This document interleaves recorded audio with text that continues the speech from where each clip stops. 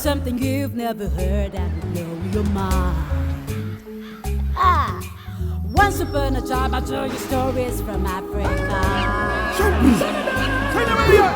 Fun enough to make you laugh.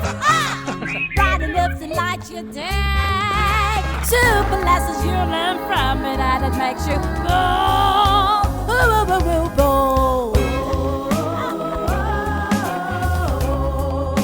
I am Grandma Wura. I am Grandma Wura. Hello, children. Welcome to Grandma Wura's Story Hut, where my stories give you wings and fly you on an African adventure. Today's story is titled One for All Medicine. Once upon a time, there lived a young boy by the name Ali, who lived in this little northern village right in the northern part of Nigeria. In this little village, there was just one school which Ali attended. And so, most of the people could not really read or write. However, Ali had a neighbor by the name Mallam Abubakar, who was a great physician, or rather, was seen as a great physician. And all of the time, you would see a long queue right in front of Mallam Abubakar's house. What were they waiting to do? They were all waiting to get the one-for-all medicine from the great physician, Mallam Abubakar. This one-for-all medicine, Mallam Abubakar told them, was powerful and strong enough to heal whatever kind of sickness they had. And so there was that long queue all the time, every day, right in front of the compound. However, Ali felt that there was something very fishy about this one-for-all medicine, because even after buying that one-for-all medicine, some of these patients still died. On the other hand, Ali was very good friends with the postman who came to the village every week. The postman's name was Musa. Musa liked Ali so much. And most of the time when he would come into the village, because he knew Ali was so interested in getting himself educated and knowing so much about the city and everything else, he would always buy him books that he could read. And so one day, Ali decided that he was going to get to the bottom of this one-for-all medicine, because he felt that Mallam Abubakar was actually cheating people with this one-for-all medicine. And so that day, he wrote a letter to the state governor, asking him to please visit the village and see how he could build more schools and more medical infrastructures so that the people could live healthier lives. This letter he gave to Musa, who helped him to deliver it.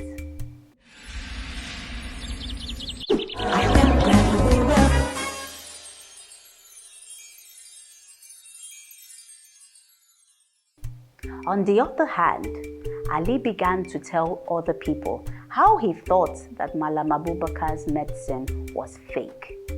Mallam Abubakar got wind of this report and was very angry. He was very furious. How dare that little rat call my medicine fake? Oh, he was angry. And so he decided that he was going to deal with Ali. One day, Mallam Abubakar got a few little boys and asked them to carry each a box into Ali's house and hide them by a little corner. This was while Ali was in school. The little boys, not really having a clue what Mallam Abubakar was up to, did as they were told. And then Mallam Abubakar reported a case to the police. telling them that Ali had stolen his medicine. And then the police decided to investigate.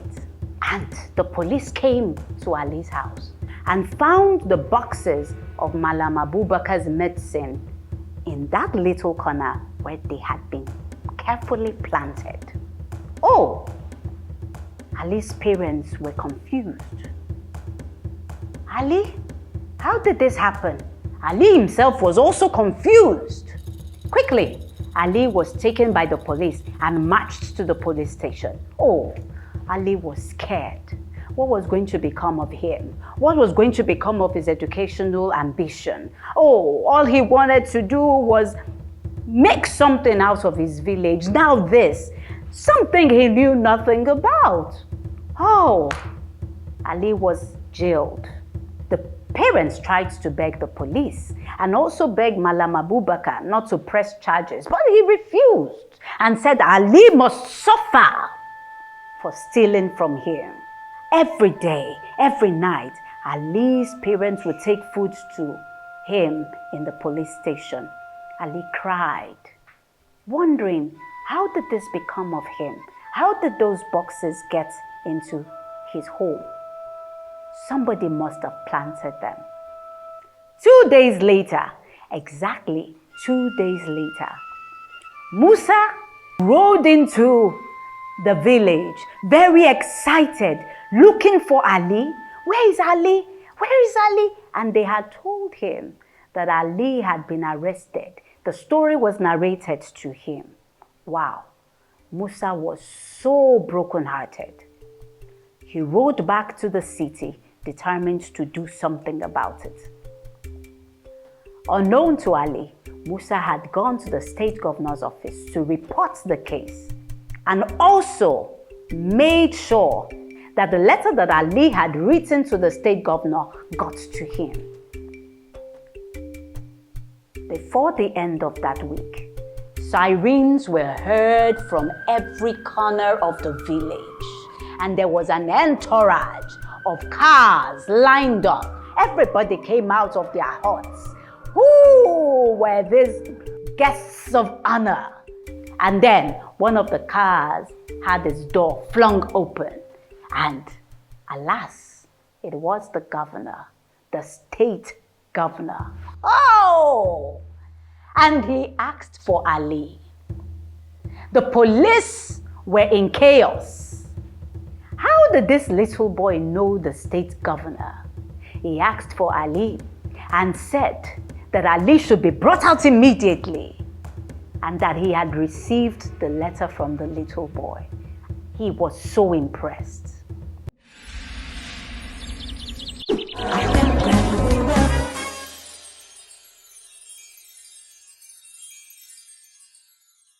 Immediately, Mallam Abubakar's house was searched.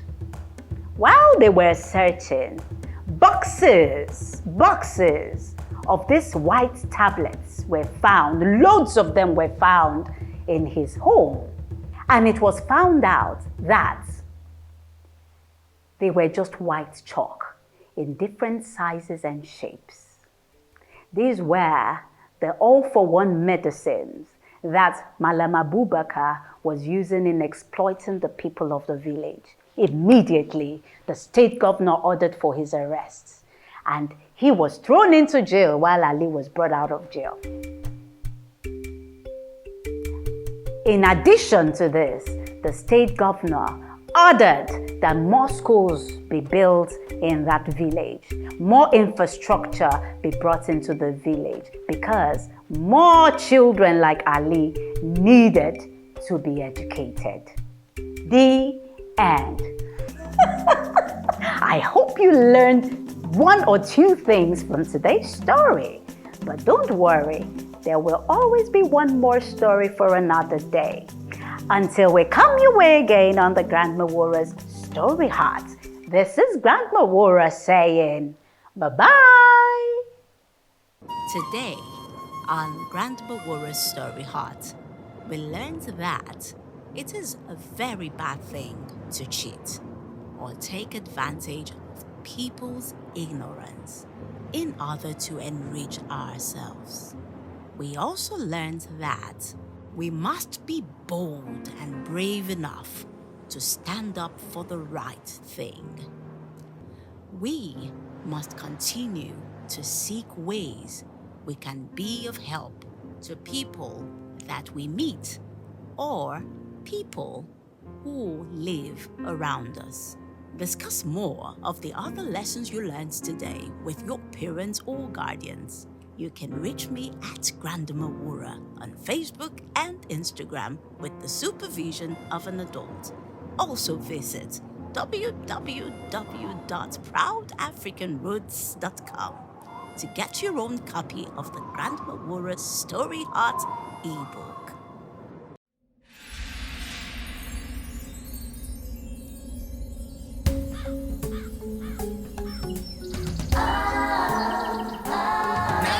Tell you something you've never heard that will blow your mind.